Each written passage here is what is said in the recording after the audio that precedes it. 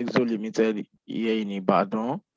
And I would like everyone to actually like introduce themselves, even if it's just 5 seconds. Just tell us about yourself, your name. You might not actually, I won't actually like you to actually mention where you are working, but you can just tell us like your current role. And just for some security or for some privacy reasons, you might not actually mention where you're working, but just tell us this is what you do, where you work, and what you are willing to learn from the class, what you want to learn from the class. So let me start calling names. If I call your name, so you just try to you can unmute yourself and tell us about. Let me start with Adetomiwa Adeyemo. Please, they should also turn on their video. Okay, you can turn on. Yeah, because of the live stream for people online. Okay, no problem. No problem.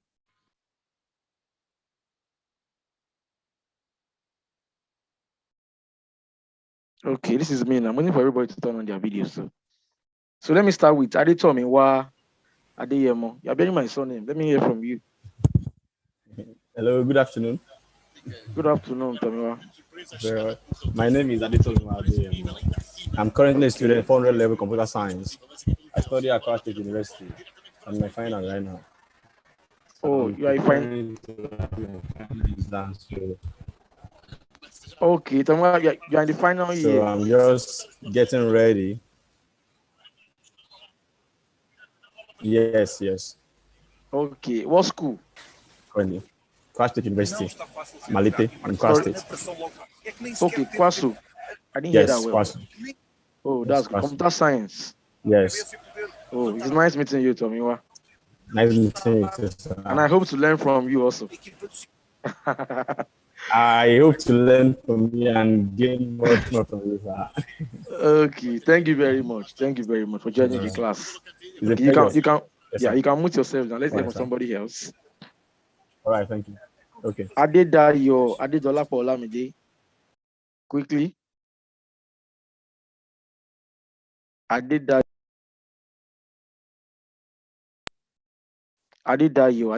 Olamide. Can we hear from you?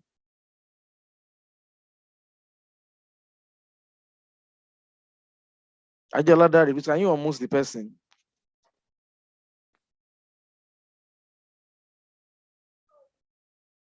Okay, let's go to the next person. Bello Mubashu. Let me hear from you.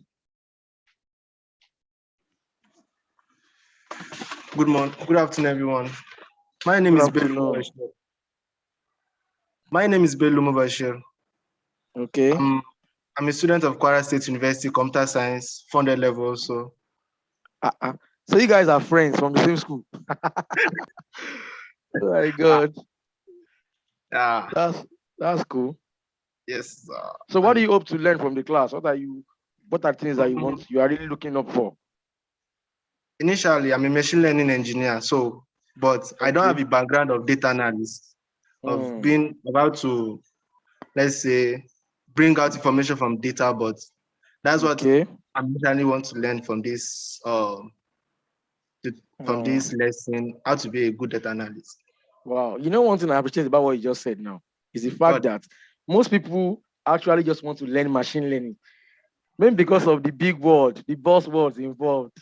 Machine learning, AI, you hear this, you hear that. I feel like everybody wants to go and learn this machine learning thing. But the fact is that it's always good to start with analysis first, to have a background of describing past data you get before you move to doing forecasting and projecting what happens in the future. So, Bello, welcome to this class. We appreciate your coming. And I know that I'm also going to be learning a lot from you too, right? No, it does not matter. Who am I? Small boy like me. Okay, thank you. You can mute yourself now. Let's move to the next person. Who again? Kehinde Ogundipe. Can I hear from you? Kehinde Ogundipe. Yeah, hello, can you hear me? Yeah, we can hear you. All right. We can see you. Okay. Moving on that now. Okay, we can see you now. Yeah, I'm kind of Ogundipe. Okay. And I'm a graduate of physics I'm currently an investment. I'm hoping to learn using data of applying data to finance, more especially going into financial analytics. Okay. So Yeah. you are into what now? What are you doing currently? Like, what's your current role? I'm actually an investment analyst currently. Investment analyst. Wow, it must be very brilliant. It's nice meeting you, sir. Same here, sir. Thank you. And I also hope to learn from your investment analysis. All right, sir, no problem. Yes, no problem. Yeah, thank you very much. Thank you. Welcome. Let me hear from Jane Henry. Jane Henry. Jane Henry, are you there?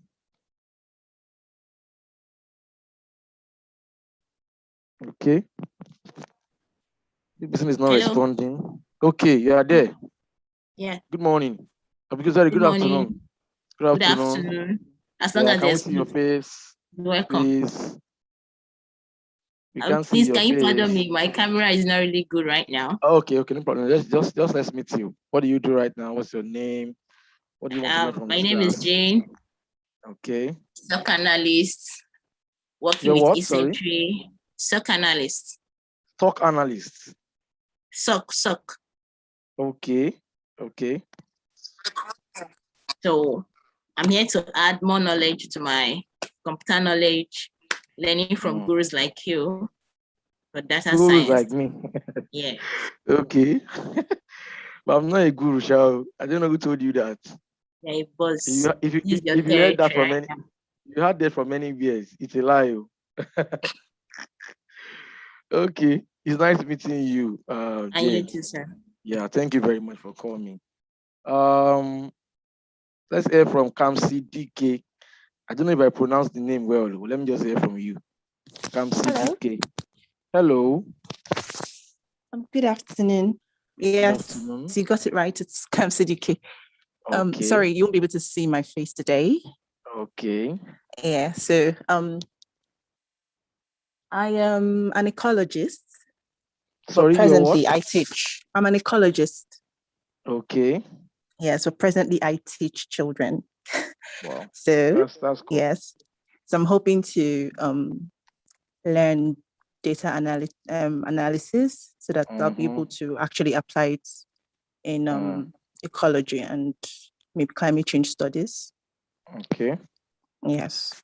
Thank you very much. It's nice meeting you here. Yeah, my pleasure. Happy to be here. Yeah, and we hope to see you like every day, like every time we have a class. Okay, and you won't run away. Okay. Yes, I won't. Thank you. Let me hear from thank you, Jay. Let me hear from Olagoki Majekodomi.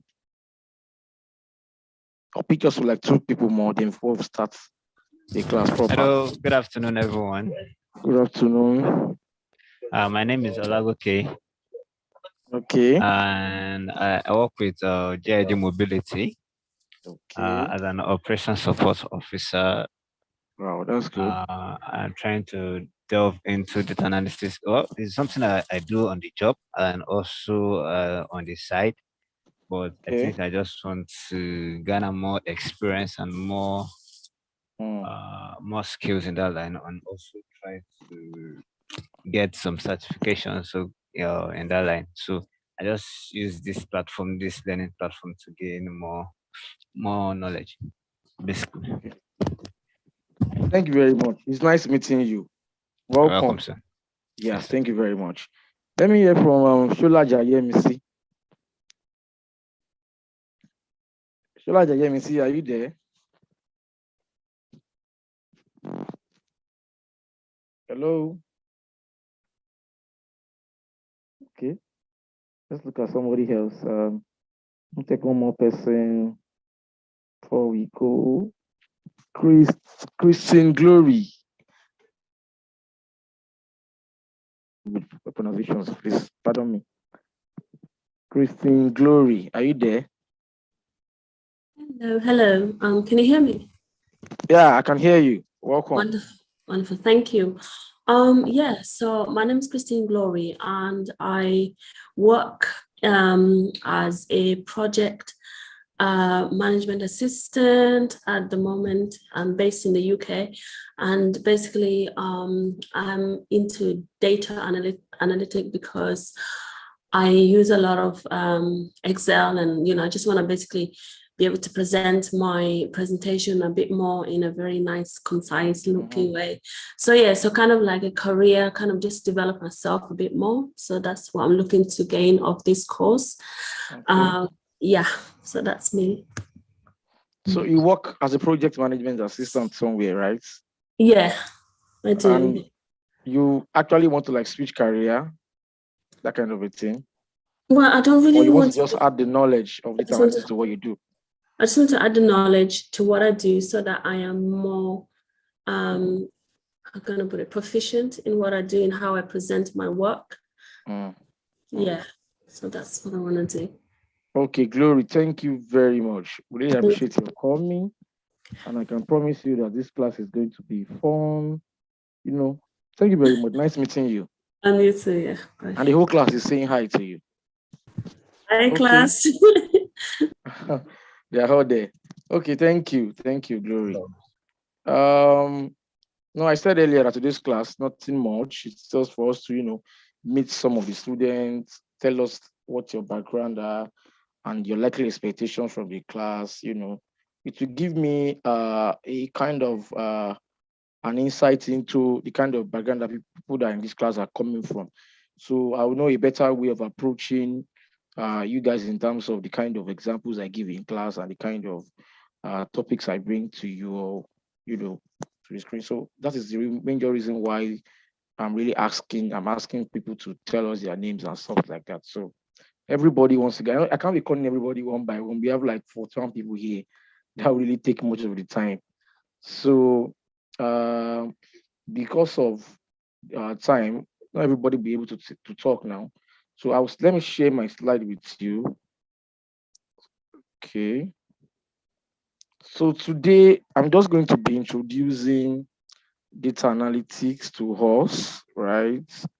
The basics of data analytics, what you need to know, what are the skills that you need to have to become a data analyst, how can you get a job as a data analyst, and all of those things. What are the basic concepts like analytics, business intelligence, database, some basic concepts that we need to understand. I know that most of us just want to jump into Excel today, like just want to start using formulas and, performing some magics and stuff, but no, you're not going to be doing that for today at all. It's just, I always like one thing. If I want to teach people anything, I always like taking it from the scratch, like from the most basic step, from the smallest thing that you can ever imagine. It's always good sometimes to know the basics first before, actually jumping into the advanced and expertise, the expert part of it. So today, I'm coming. Now, we've all heard the word data before, right? And I know most of us, different definitions comes into our mind, right? Okay, Olagoke Majegodomi, can you, like in your own words, like just describe what you understand by the word data? I'm not telling you to tell me one definition that you've read on one website online or one book, like how you feel about it, like your natural feeling. How can you define data? I mean, let me hear from you. Olagoke Majegodomi, let me hear from you.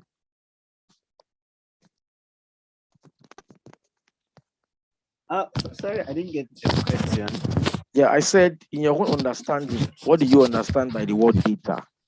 In your own little understanding. Okay, The word data. Data for me will be information. Yes. Will be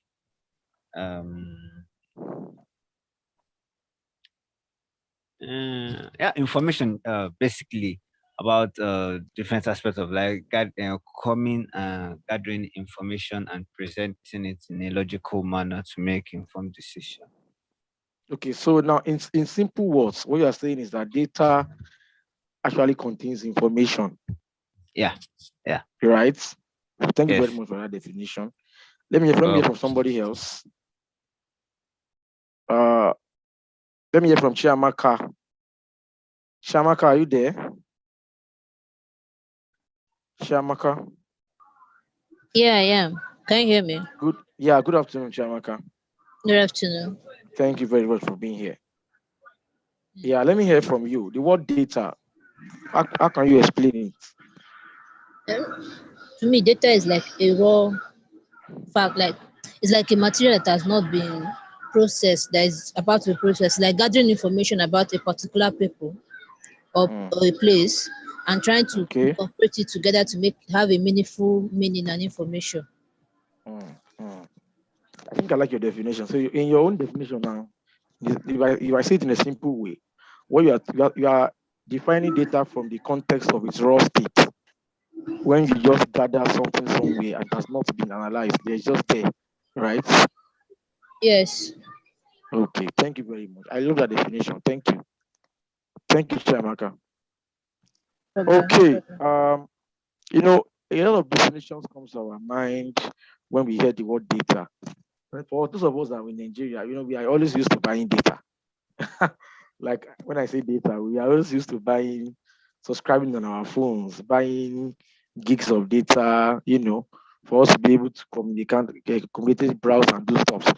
But well, look at this quote by Peter Sondergaard. It says, data is the oil of the 21st century and analytics is the combustion engine.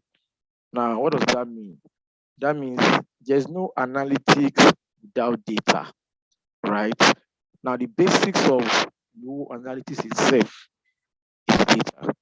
When we talk about analytics, what are we analyzing if we don't have data? So data is the basics for what even for a data analyst as a position. Data is the basics. If there's no data, then why would they call you a data analyst? It shows that in all of the data analytics process, data is the most important thing. Exactly what for now, right? So just like when you have a car, right, and the car has an engine, right? Now that engine will not work if those things that are supposed to be inside that engine are not there. The oil, the way the engine is supposed to be maintained, and all of those things. So data serves as the oil, why the water analytics serve as the engine. So the engine cannot work if there's no oil in it. Exactly what it was now. Okay, now let's look at this definition of data according to 365datascience.com. Well, there are so many definition of data, right? But I just actually like the way these guys define data on their platform, right? They said data is defined by different people in different ways. That's the way it is. But now let's look at data in the context of business and computing, right? In the context of hello. Sorry, it's a bit echoing on your voice. On my part? Yeah, it's Yeah, can you just shift your mouthpiece away from the mouth, like too close? So can you hear me now? Like, is it better now? Better, very much. Thank you very much. Yes, Sorry about that. Sorry about that, please. My mouth was close to the mic. Sorry. Okay. I said let's look at data in the context of business and computing, right? Different people will define data in different ways because of maybe different kind of sector that they work or the way they perceive data to be. But in the context of this class, right, we are going to be defining data as in the context of business and computing. Now, data in the context of business and computing is referred to as information stored, right, in digital formats, which can be used as a basis for analysis and decision making. Now, from this definition, it implies that for you to make decision and for you to do analysis, data is like the most important part. And it's telling us that it's an information, right, that is being stored in data form. I know we will still understand that by the time as the class goes on. Now, according to them, they define data in two ways. Now, we have traditional data and we have big data. Now, when you say traditional data, now it's a data that is in form of tables, right? It appears in numerical or text values.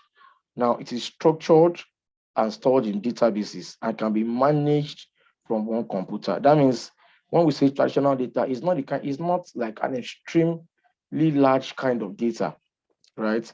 It's a data that can be stored on just one computer, right? It's a data that is in form of tables. That means it has rows and columns that are well arranged. Now it is structured. Now you can store them in databases and you can manage them from one computer. I'll still show you graphical examples as time goes on. And also, we also have what is called big data. Now, the word big data is actually reserved for data that are extremely large, right? It can come in various formats. That means when you talk about big data, it can either be structured, it can be unstructured, or it can be semi-structured. Now, when we say semi-structured, we're talking about that means it contains a mixture of both structured and unstructured. It's called the semi-structured. I'm giving you examples now. This is an example of a structured data. If you look to your left now, you're going to see an example of a data that is stored in an Excel file, right? Stored in Excel rather. You are seeing rows and columns. You are seeing the way all data is being arranged, in rows and columns in the data. Now, if you look at your right, you are seeing an example of a table appearing in what is called SQL Server. That's the database management system. Now we are seeing the tables to like rows and columns, the way all the data is being arranged and all of those things. So what you are seeing on the screen now is an example of a structured data, right? Okay. Now this is an example of a semi-structured.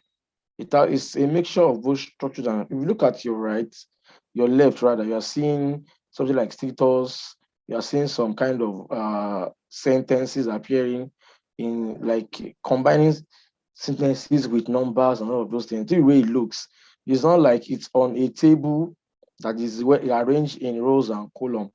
So this is what the example of what is called a semi-structured data. So anywhere you hear the word semi-structured, it means it's a combination of both structured and unstructured, right?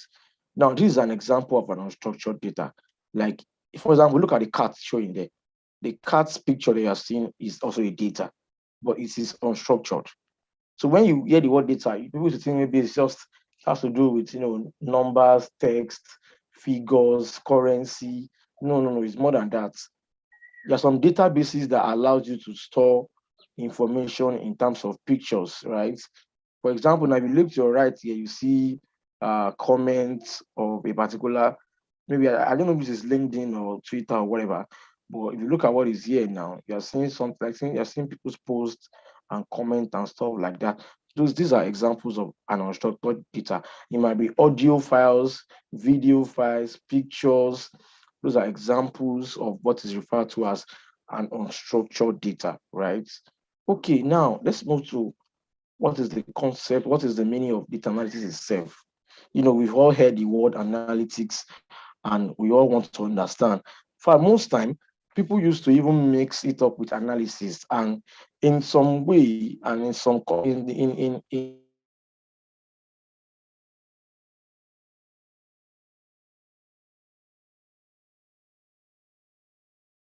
now look at this. When we were in school, for example, those of us that have graduated, we used to hear the word my final year project. I'm working on my final year project.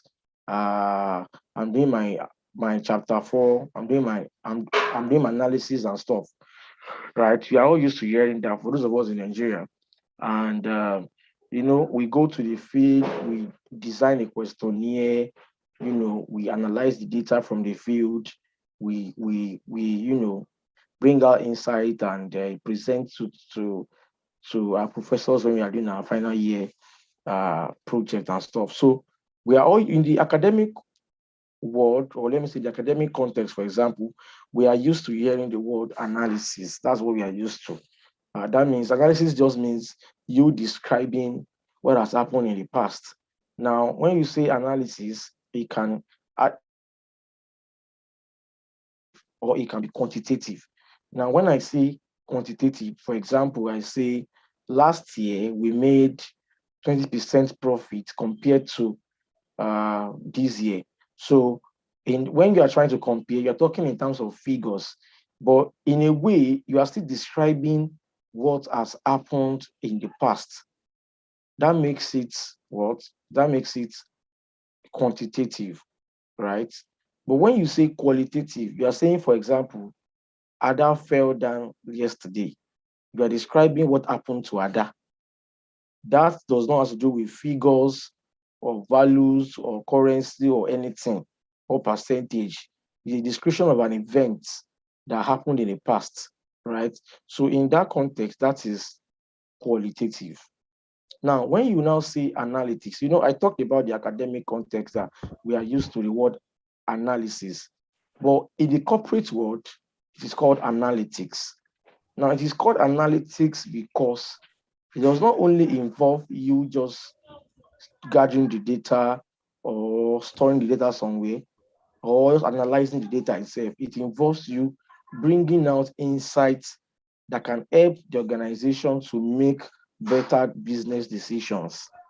A lot of businesses are competing against each other. Everybody wants to outshine the other. People want to develop more products that are more better than their competitors. They want to improve on their operational efficiency. They want to reduce costs. They want to detect fraud. They want to do a lot. The company does a lot of things with the data that is in their hand. So for that reason, right, analytics is like a step ahead of analysis. I said analysis is just describing past data. But when you say analytics, like in use it in the corporate world, we say it is analysis plus insight, right? Now let me define what you saw yourself on the screen. I say data analytics is the process of examining data in order to draw conclusions about the information that data contains, right? The age of specialized software and system. It means when we talk about analytics, they are specialized softwares that are actually designed for the purpose of analytics, right? So it's not what you just bring out your calculator or you're just using you're just thinking about it, or they are specialized softwares for the purpose of analytics. So in a simple manner, it involves the process of examining data. You see, that definition, it might look so simple when you see the word examining data. There are a lot of processes that it involves. From the point of view designing database, how it's going to look like, how you want your data collection or your data storage design to look like, from you now extracting the information you need and you now analyzing it using different formulas and tools, bringing out insights and submitting reports and doing all of those things. So the word examining here, it's not like it's a single process kind of a thing. It involves a lot of process, data wrangling, data cleaning, doing a lot of operations on your data. So the word examine, it's a lot of process embedded as one, right? And why do we do analytics? Because we want to draw conclusions from a data. A data in its raw state is useless, right? It is until you start examining that data that you start bringing out information from it. You keep a data somewhere, it's as useless as nothing because you can't bring out anything from it until you start analyzing it, examining what the data contains. Is that clear now? Okay. I know we've heard the word business intelligence. I might be thinking, oh, what was actually the difference? Well, there's no difference per se between BI, we call it BI, business intelligence, and it's like almost the same thing, right? Now, business intelligence is a technology-driven process for analyzing data and delivering actionable information. Now, the reason why you are doing business intelligence is because you want to help the management team, executive in the organization, the managers, and maybe other workers in the organization that use that information to make informed decision. Now, companies need to make informed decision like at every point in time. Don't forget that for every business, there's always a competitor. There's always somebody, there's always a rival. There's always somebody that is doing the same thing, somebody that is doing better than you, or that is doing way below. So it all depends on the kind of industry or sector. But the fact remains that for every business wants to make decisions that will improve their business, that will make them make more profits. right? Now, the ultimate goal of every BI initiative is to drive better business decisions now that enable organizations to increase revenue. Now, don't forget that every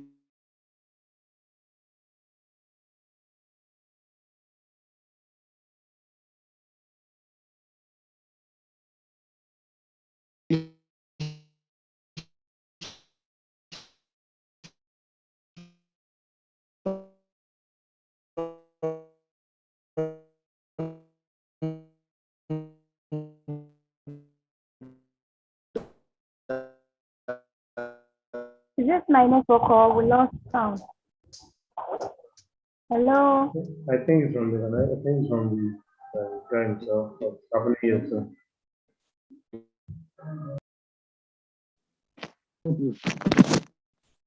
network. So, as I was saying, companies need to increase their revenue, right? They need to improve on their operations. They need to be more efficient. They need to gain more advantage over their rivals. These are the reasons why they need to analyze their data. They need to do analytics and business intelligence, right? Now, to achieve the BI goal, okay, what do companies incorporate the combination of analytics with managing their data management and reporting tools, plus various methodologies for managing and analyzing data, right? Okay, to the next slide. Now, as a data analyst, it's very important for you to understand the concept of data visualization. Very, very important. Now, when we say data visualization, it's one of the most important tools in the arsenal of a data analyst. That means for you to be called a data analyst or a business intelligence analyst, you must have an understanding of data visualization. If you look at the right side of your screen, you will see a guy with a pad, right? You see some graphs appearing on that pad, and his guy is trying to actually look at information contained in those graphs, right? So what does data visualization stick with us?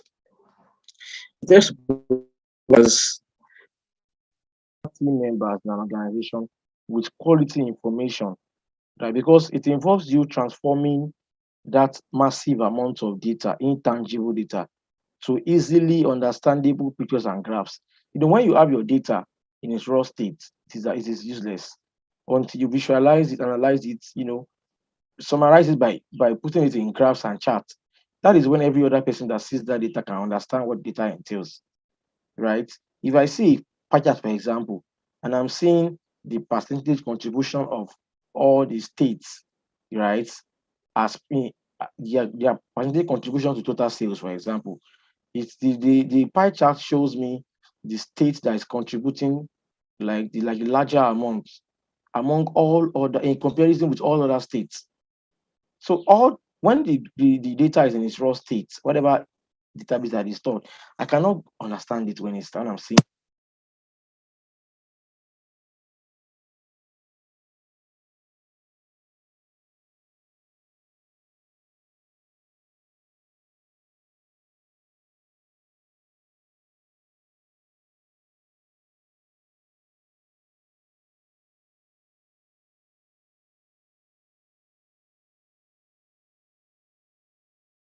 To build a lot of dashboards, right?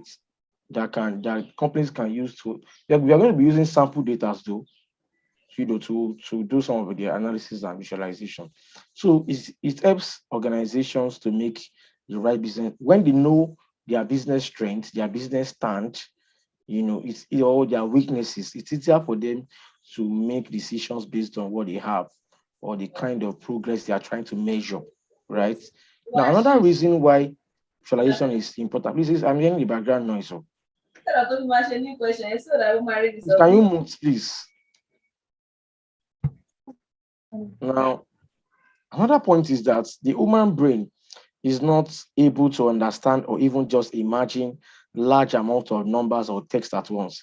It needs a visual representation to make sense of what it's seeing. From a research, it has been concluded, there's a conclusion that the human brain, right, cannot understand or imagine large amounts of numbers.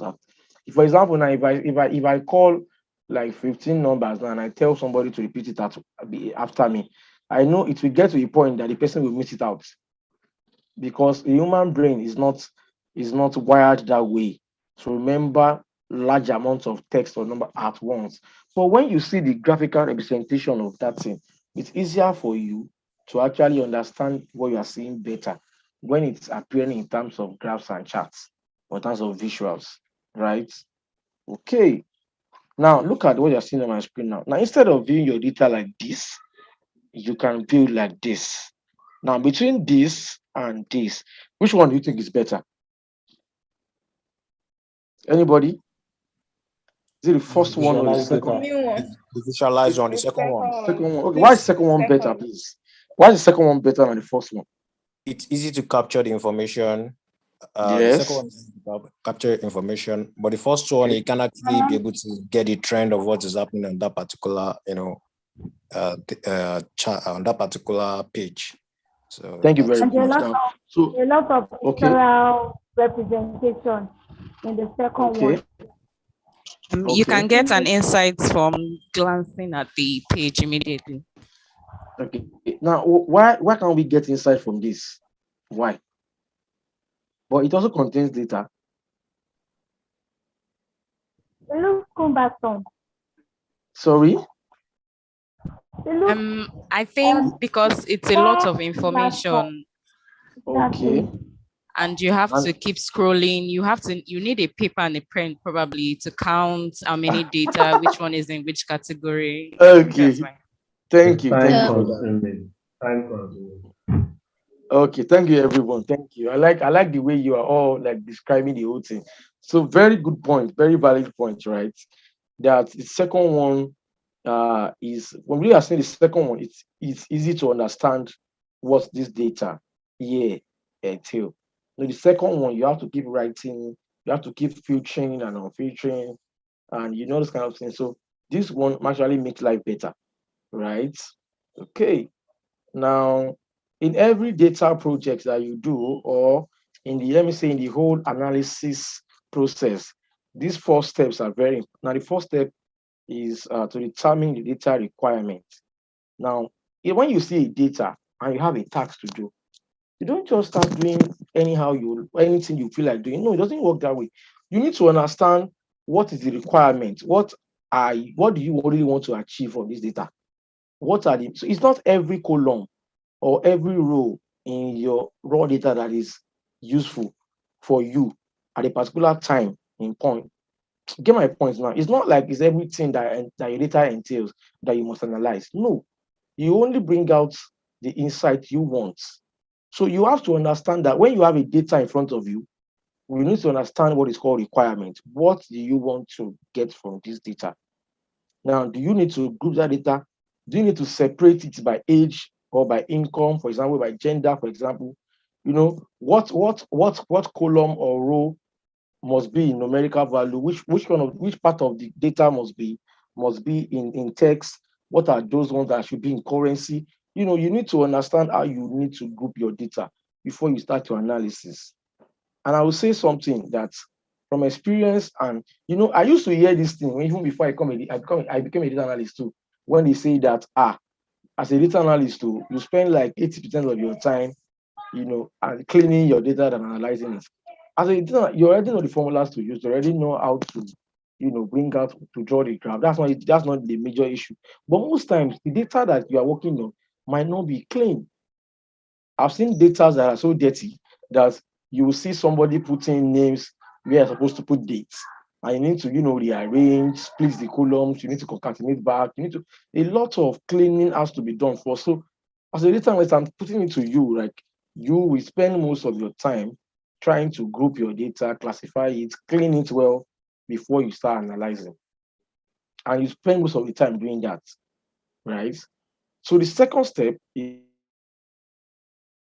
data. There are various sources you can use for data collection. It can be through your online sources, can be through, for example, we are taking pictures and putting names. It can be through environmental, different ways. For example, we suppose are used to Google Forms, Microsoft Forms. For example, we are used to what's it called? Maybe a particular website that is for generating information. Those of us are used to using ODK. There are a lot of ways in which we collect data. There are a lot of platforms that we can use. So it's part of the process of the data analysis process. You know your data requirement, you collect the data, right? Once data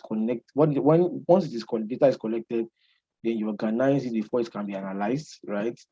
Now your analysis can be done maybe on a spreadsheet like Excel or Google Sheet or whatever, or software or statistical tool that you are using or whatever thing you are doing, right? Now, data is being cleaned up before you do analysis. It's very important. That means you double check the data that there are no duplicates, there are no wrong values, there are no errors, and some parts are incomplete, and all of those things. So it is these steps are very important in your data analysis process. Okay, I know most of us, I'm hearing background voice noise again. Oh. Can you mute yourself if you are the one, please? Okay, now what is a database? Now, in the context of computing, right? A database is an organized collection of data, right? Stored and accessed electronically from a computer system. That is, in a simple way, is a place where you store your data, right? In an organized way. That's what is called a database. Now, I know you might have heard of different kind of databases, but the examples I have here, for example, like most popular ones, I know you've heard of Microsoft SQL Server, there's Oracle database. I have friends that when they were starting their data science, career path or whatever, they actually started learning databases first. And it's a part that most of us used to ignore, but it's as important as anything. So we must understand the concept of database, right? So Microsoft SQL Server, for example, we have Oracle database, we have MySQL, there's Postgre, there's IBM database too, there's Apache Cassandra. So different databases does different things. The kind of data you store in different databases that might be different depending on the specifics and the kind of data that your organization, that they store. We determine the kind of database that they use and also their preferences and their choice. Determine which one are they going to be using, right? Okay. These are examples. These are some examples of how organizations use data analytics, right? For example, fraud detection. Very important part. Fraud detection, right? Okay. One of the first data analytics application we have been in discovery of fraud. In fact, I have seen that a lot of times. That when you analyze the data, you start to see flags. Like how will somebody claims to sell over 1 million quantity of goods in a week, which is not possible. Those are some of the things. You need to call the person and say, after analyzing your data or your particular sales area, this is what I saw. So are you trying to you say fraud here, or there was an error when those that were inputting whatever they were inputting stuffs and there was a mistake somewhere. So those are part of the reasons why analysis is very important. It helps organizations to detect fraud, right? Now, let's see the example here. Now, many organizations were struggling under debts and they wanted the solutions to this problem. Now, they already had enough customer data in their hands, right? So they applied data analytics. They used what is called a divide and conquer policy in data, analyzing recent expenditure, profiles, and other important information to understand the probability that a customer will default. Now, for example, this is an example of companies that give loans to people, right? Now, if you look at what companies do these days, they've built applications that by the time you input your BBN, you input your information, and they see your bank account statement. Now, it's easier for them to say, oh, with the spending behavior of this person, with the trend of your analysis, it is likely that this person might default. That means the person will not pay back the loan. right? A person will run away with the money and will not pay back. So all these kind of things are not before now. Maybe companies just give out loans to people without even doing like an in-depth research about them and stuff like that. But with the help of the kind of data they have, now for example, there's what they call credit score, for example, whereby there's a credit bureau, whatever, yeah, like when you take a loan or when you apply for a loan, they check if your records have not been posted to that credit bureau before to see, oh, if that person is a regular defaulter, and those kind of information, those kind of things. So it has helped companies to detect fraud and help them reduce costs and all of those things. So let's see another example. In logistics companies, for example, companies like DHL and FedEx, so they are using their data to analyze, right? They are using their data to examine uh, their overall efficiency.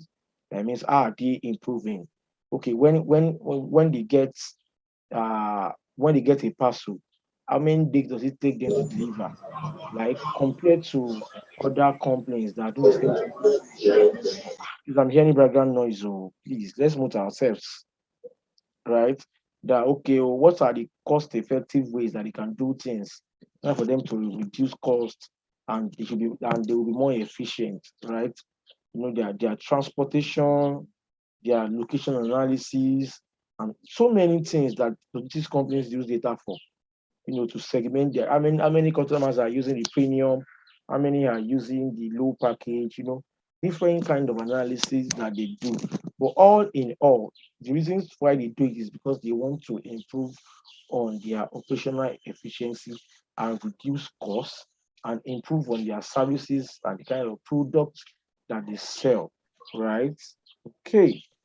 Healthcare, for example, is a very important sector, right? Most healthcare companies they provide treatment to patients, and there's a lot of data about their patients with them, and they need to understand when to have the kind. For example, when and when are they supposed to have some kind of machines in place or some kind of instruments in place, the kind of medicines to give the particular person. If you check the trend of a patient's treatment, it's easier for you to say, oh, this patient has treated this particular ailment more than 10 times this year. And what can we do for this person? What is the issue with the person? Can we conduct like an in-depth analysis to know what is going on? So important information comes out from data.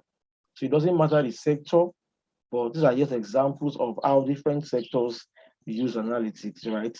For example, now, many hospitals are struggling with the cost pressures that modern healthcare has come with, yeah, which includes the use of sophisticated machinery and medicines, etc. But now, with the help of analytics applications, healthcare facilities can track the treatment of patients and patient flow, as well as how equipment has been used in an hospital. And they can use analytics to know, okay, how well have we been using this equipment? Well, the equipment we bought, how has it improved people coming to our hospital? Has it increased the number of clients we have? Yes or no? Okay, is it that it does not have our people stop coming to our hospital? Is it out of is it because we don't have instrument, or is it because we are not attending well to them?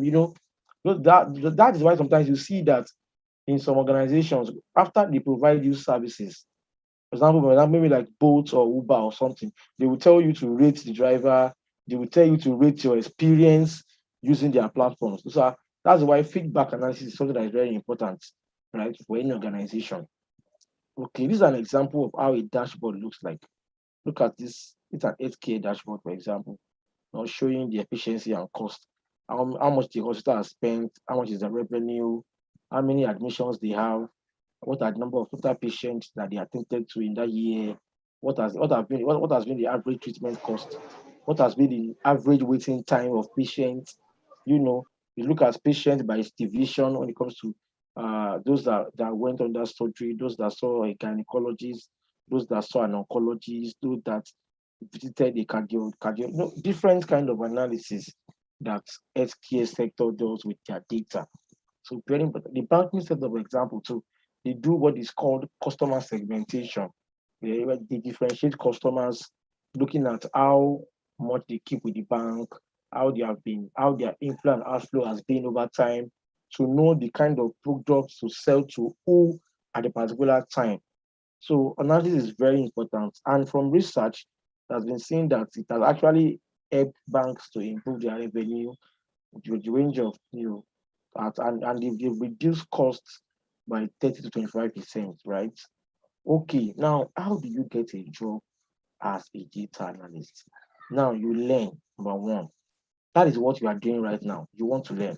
We are all in this Twicher class to learn how to what is analytics and how do I go about it, the tools that I'm going to be using, and all of those things. So what you are doing now, you are fulfilling number one of the five things that are listed here, right? Learn first, and you try to earn a certification, right? For example, I went to NIT, the Ibadan branch here, to learn data science. And when I was learning data science, I spent more than a year going to classes, learning Excel, learning SQL, learning Python, learning machine learning, learning Power BI, and also working on projects. I started from there. So what we are doing now is that we are learning and we are fulfilling, part one of what this is listed here, right? And a certification. Very important. After you finish this program now, we are training everybody towards earning a global certification from Microsoft that is useful in any country, whether you are in Germany or you're in the UK or you're in the US. Microsoft is a global company, and any certification from them is a global certification, right? Now that's for number one. Number two, build a profile. Let me tell you my own little story. I might be a small boy though. I might be a small boy though, but let me tell you my own little story, right? Now, after I went, even the only time I was in NIT, I make sure that I package my LinkedIn well, even though I've not gotten a job with my skill. I packaged my LinkedIn well, and I started meeting people on LinkedIn. That was how my life changed. From a jobless person with a lot of skill, there was no job, to somebody that has a job. It was not an easy process, but I will tell you my own story so that I can be encouraged that there's a lot of things to learn out there, and there's a lot of money that one can make out there. It's not, we're not trying to say it because so that you can feel impressed. No, since I ventured into IT, I know what I have gained. I'm not using it to make mounts. I'm not trying to impress anyone, but I'm saying the truth as it is, right? It's not like as if the journey is smooth and there are no challenges involved. No, I'm not saying that. But I'm saying that there's a lot of enjoyment that comes with being good at what you do. My first job as a data analyst, I got it through referral from somebody on LinkedIn that I don't know from anywhere, that I've not met physically before. My second job here in Alexo was also through referral. Somebody I don't know from anywhere, I've not met before, just because he saw my profile, he saw what I post on LinkedIn, and he believed so much in me, and he referred me for a job. So it's always good to package your profile well.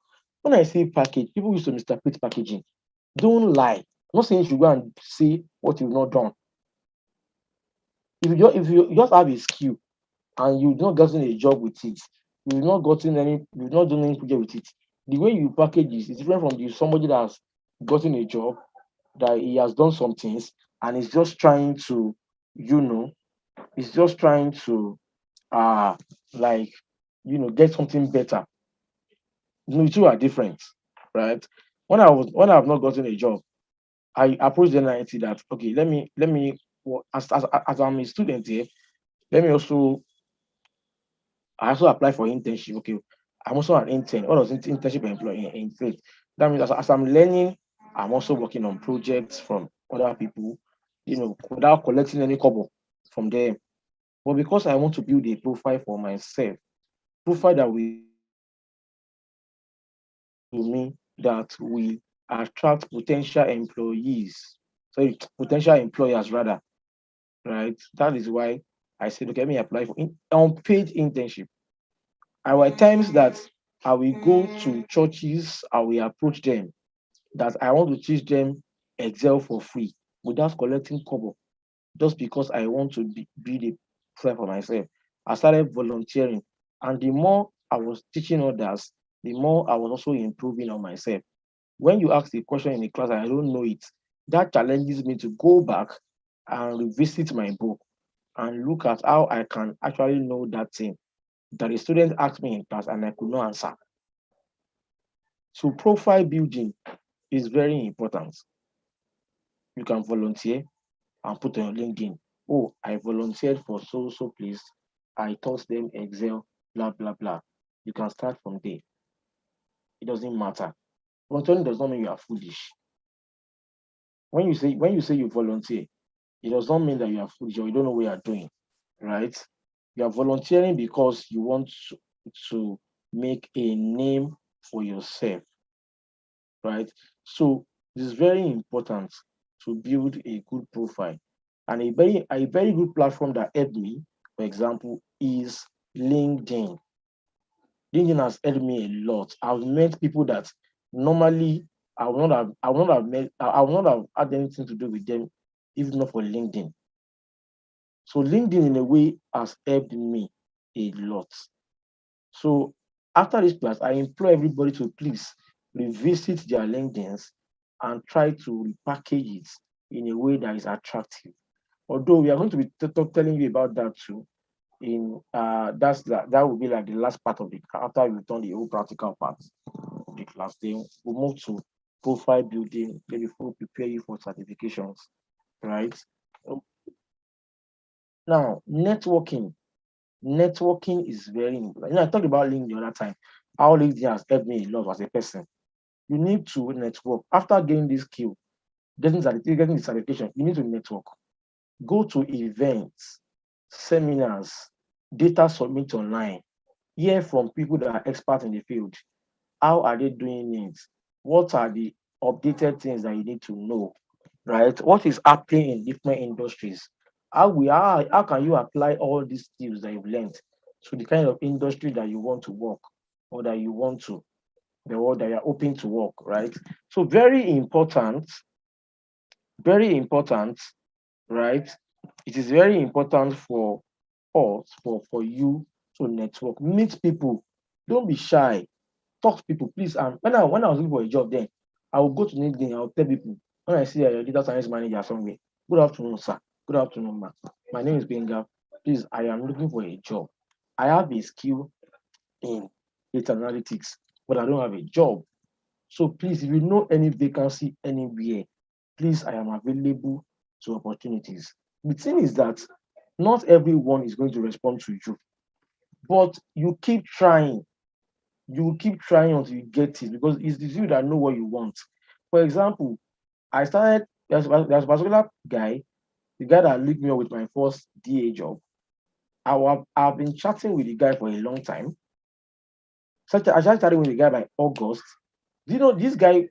When he got to me about when he got to me about that position, I was the first person he chatted up. That guy is a vacancy somewhere. Are you interested?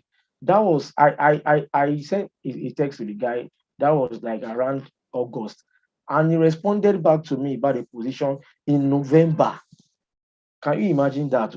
From August to November, because I was consistent with chatting up with him. Hey, bro, big man, sir, please, I'm looking for a job. I have this skill. I know Excel. I know Power BI. I know this. I know that. But if you know of any opportunity anywhere, even if it's your own organization too, even if it is internship, anyone I don't mind. From August to December, you can imagine that kind of consistency and patience that I could take. So not everybody will answer you. Some people will respond to you calmly. Some will not even respond to you at all. As if they did not see you. So, but don't give up. Not everybody is approachable. Not everybody has the kind of not everybody is receptive. Not everybody is embracing. You understand? So you have to understand that. So in case you face that, you'll not be angry that imagine I messaged that data science manager in this company, not even respond to me at all. must be very, very proud. No, it doesn't work like that. No, part of time, some people don't even go to their LinkedIn because they're very busy. They just come there, post one thing, spam, they're out again. You get, because some people are busy, right? Some people don't have time. Some people are not just receptive, they are not just nice. Some people are actually nice. So expect that in your journey. So, but most importantly, it's good to network. Go to events, meet people, tell the world that you can do it. Post it on LinkedIn. Hello everyone, my name is this. Please, I'm looking for a job. Please help me repost. Most of us are shy to do that, but it does not mean anything. It's for you to get the job, your desired job. So it doesn't matter, right? Now you can also volunteer. And I've talked about that before. Volunteer. You can volunteer. You can try internships, whether paid or whether unpaid. You can try. It doesn't matter. It's just see the hardest one to get is your first job. If you can get a job, whether internship or full time or part time, and you can build a track record with it, I'm telling you that you will get another one. I swear, without struggle. From my experience, my current job was just a phone interview, like two people, and before I knew, the second week I got an offer letter. In fact, if I start giving you examples of people, in fact, we will not live here today. I had a friend that I went for an interview sometimes last year in Lagos, and I met a guy from Jumia. I won't mention his name. I also met a girl that came from Guinness. I was working with Nigerian Beauty then. So I went to we all three of us met at an interview in Ikeja. And we know we were saying numbers and we started talking from them. So I lost his contacts. And one day I was just browsing through my phone. This guy, let me go and message him on. I just went to check our LinkedIn chat and I'll message him that he should please call me. So we're not talking, guy, how far now? He said, he has left Jumia. That can I imagine that he got a remote job with one company in California and they are paying him in dollars. I know somebody that is in my church that this guy is a web developer. How much are they paying him in Lagos? Maybe they're paying him like maybe 200,000 or something. And this guy got a job with a US company, remote, and they are paying him $2,000 and he's staying in Ibadan. Can you imagine that? How much does he want to spend in Ibadan? You understand what I'm trying to say? So the first job might be the hardest to get. At that point, nobody believes in you. They're still trying to look at you. That can you do it or not? You're in probation. But if you can prove yourself that you know it, right? That you can do it, and the ones that you don't know, don't say you know it. Let them know you don't know it. But you are somebody that will always keep learning. That you are somebody that learns fast. You can learn. You will watch YouTube videos. You will have the knowledge of what you know before. You will ask questions. Keep asking questions. Even though that question might look stupid, might look foolish, but ask questions. It does not matter. It does not matter. Also, one thing is that it's not everybody that will end up getting a corporate organization job at once. It's a lie. No, not everybody. I know people that are doing freelance jobs. In fact, they are making more money than those that are working in the corporate office. I can tell you that from what I've seen. Most people that work on Upwork and Fiverr, they earn more money because they are being paid in dollars. They earn more money than some people that are working in offices.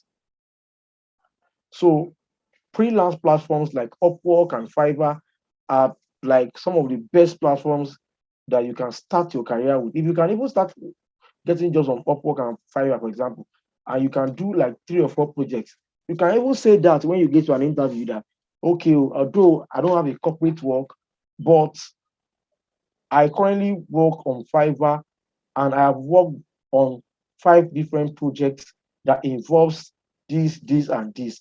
I'm telling you, that can pave way for you. It does not matter. And you can even be any more. If I know more, because there are some jobs, let me just say this, it's not like it's a big deal. There are some jobs in this Nigeria that you'll just be redundant if you're not careful. Because you keep doing the same kind of report every day. And if you are not being careful, you will just find out that you don't know any other thing. You are just there. The job will tell you to be just doing this, to submitting reports, the same Excel template every week. And if you don't personally, by the side, after every work day, watch like 2 hours videos on YouTube, develop yourself, join one community, you will just be there, redundant. You will not know what is going on in town. You will not know the latest updates on the career path you've chosen. So it is very important though. See, when you are looking for jobs, so let us pray about it. I don't want most of us will not like me saying that. Don't say I'm going spiritual. Let's pray about it and let's find out well about the company and what they do. Oh, just jump into it. Because just take your time so much that if you are not careful, you will not develop any skill.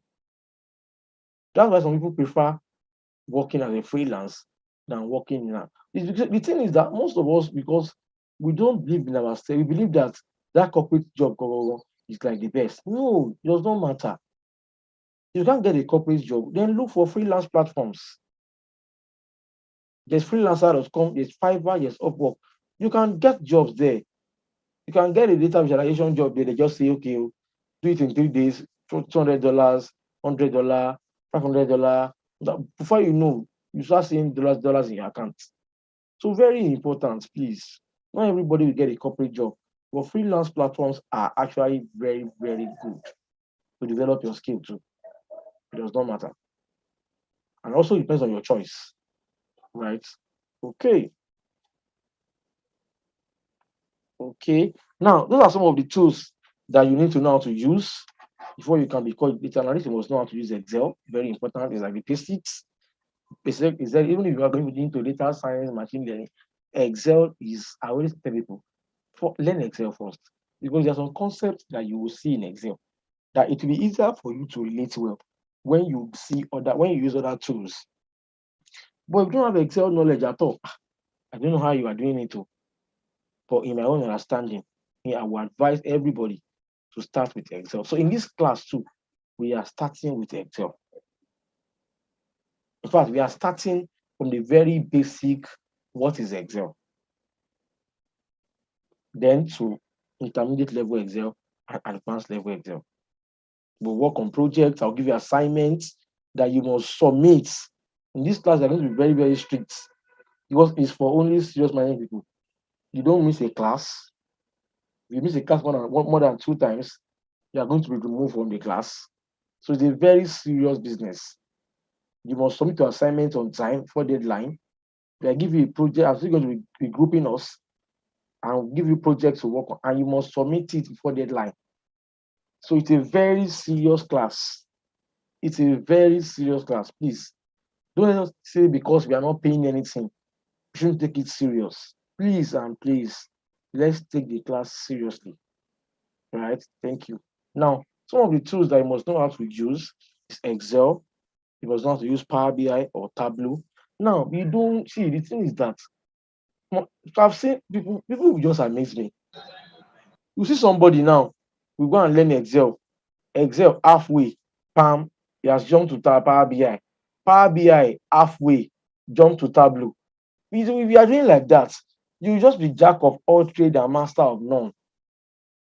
If you look at job descriptions, they will not tell you that you must know how to use Excel, Power BI, Python. For God's sake, no. Depending on the kind of job that you are taking, you don't expect them to tell you to know how to use everything. Although, this is what's in Nigeria, it is very bad that our HRs we just copy and paste job description from one website and use it as our company. No, it doesn't. That's not good.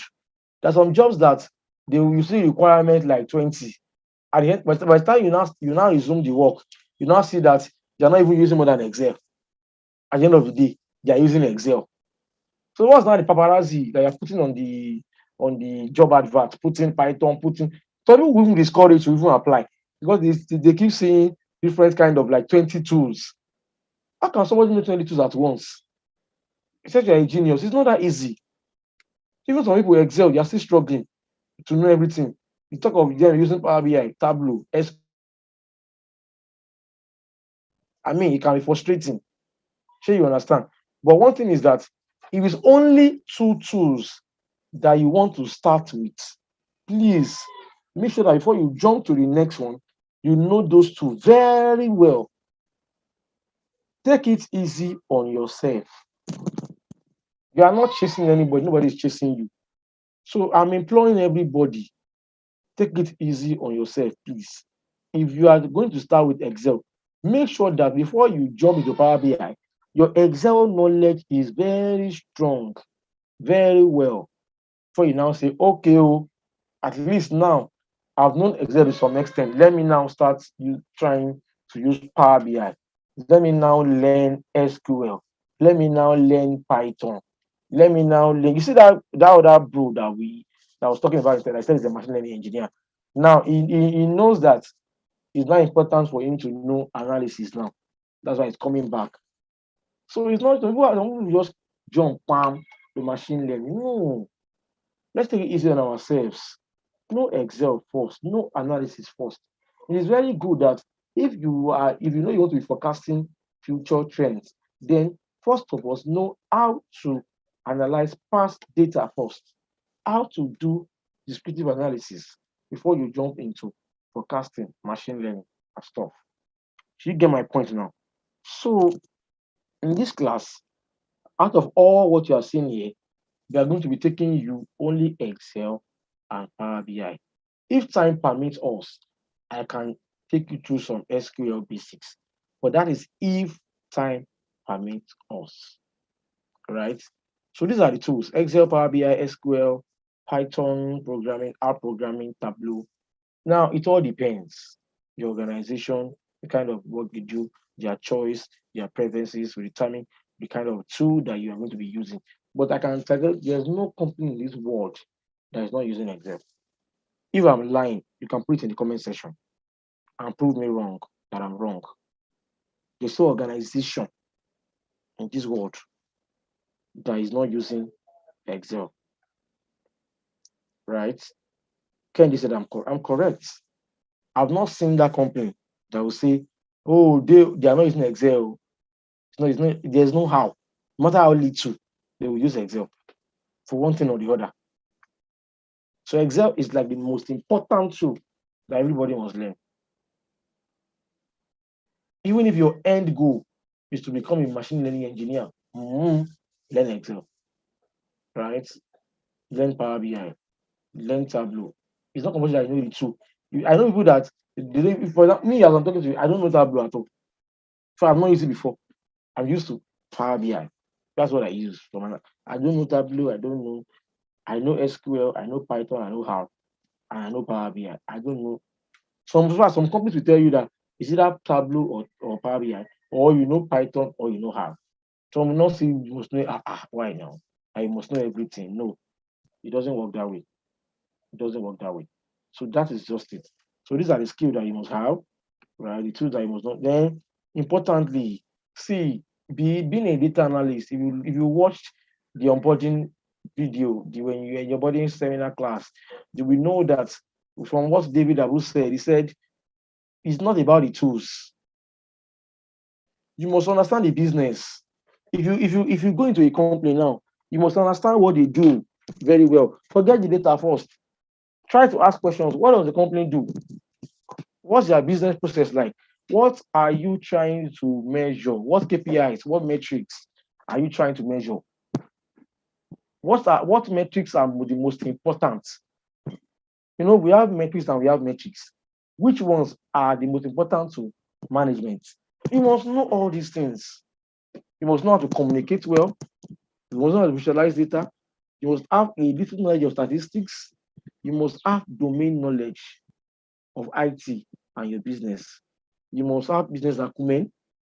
You must know how to think critically, right? You must critical thinking.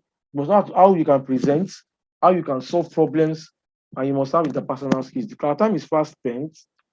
I would like now the average salary. I don't, for those that are in UK or whatever, you can go and check your own. But in Nigeria, I will say that it all depends. But most people start with 100 plus for a start. if you're an entry-level data analyst. Well, I will say that it depends. You can't compare an entry-level data analyst in Chevron or Shell with the data analyst in DHL or with boats.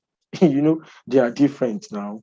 So it all depends. But I think on the average, from my own research, one I have on the screen here, most people start with 100,000 plus for a start.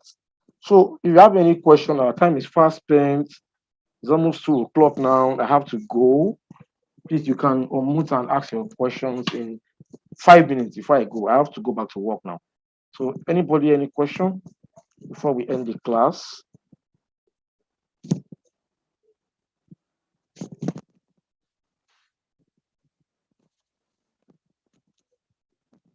Anybody? Okay, thank you, Mr. Benga, for this eye-opening insight.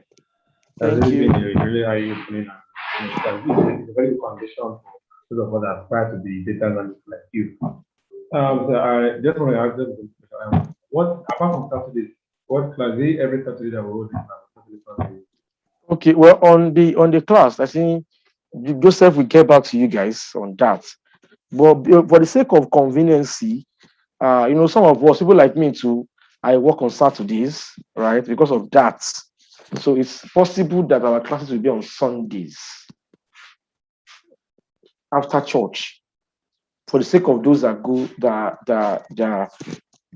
work on Saturdays. So it won't be like they are missing out on the class. Because I know people in this class, some of people in this class now, they are actually at work.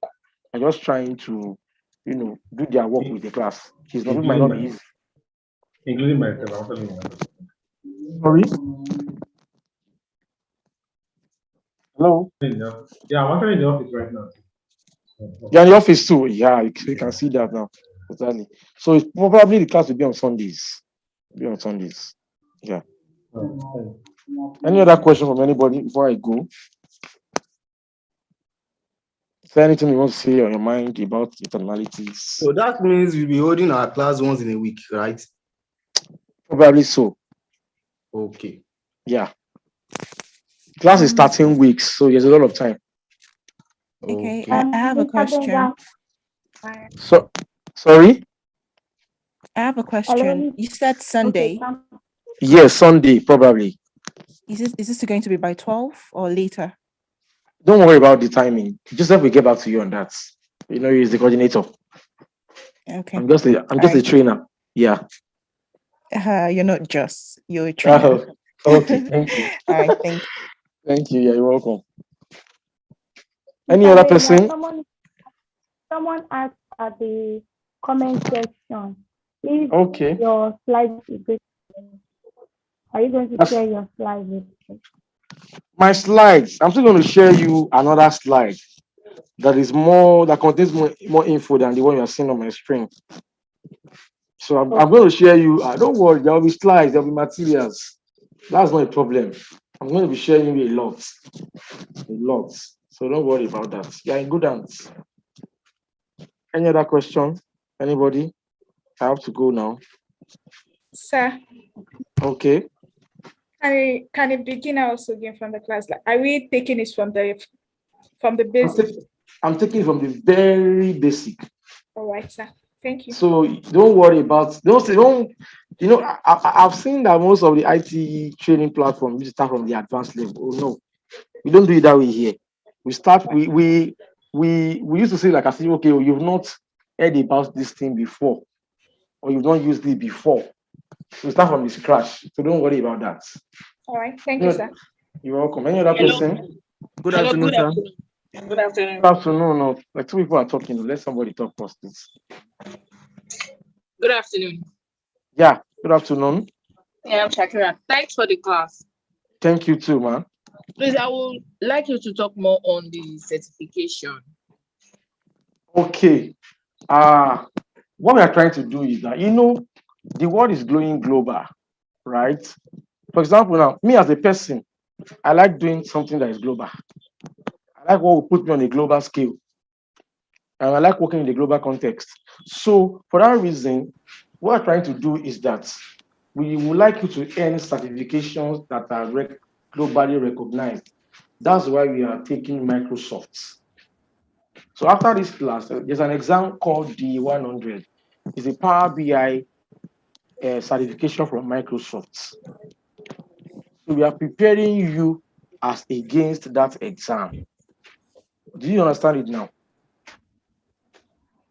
So don't worry, we'll talk more about it in the next class. Don't let us use that to waste time.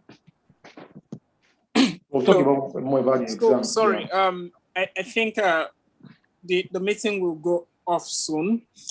So as regards the certification, it is important that you have a recognized certification, which is what I stated earlier.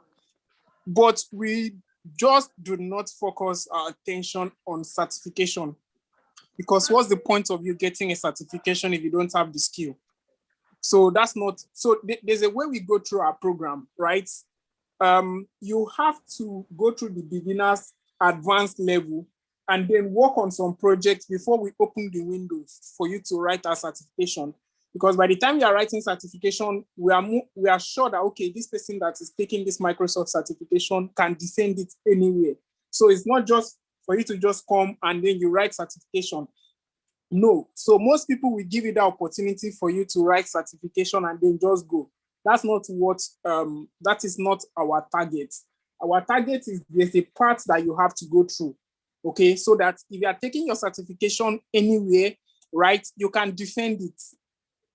So certification is an added advantage to you. But our core focus is to ensure that you equip yourself with the right tools and then you have the skill. Okay. So even if you are going to go for interview tomorrow, you can defend what you have on your CV. Sorry, sir, about the Microsoft Excel 2016 and 2019. How are you going to go about it? You can ask that question on the WhatsApp group or the Slack group, please. We have to end the meeting now. Because other track will start soon. Okay, guys, see you later. Bye. All right, bye. Bye. So every other question you can send it on the WhatsApp and the Slack group. Thank you so much. Thank you very much. Thank you. Thanks so much for today's class. We really appreciate it. Bye. Yeah.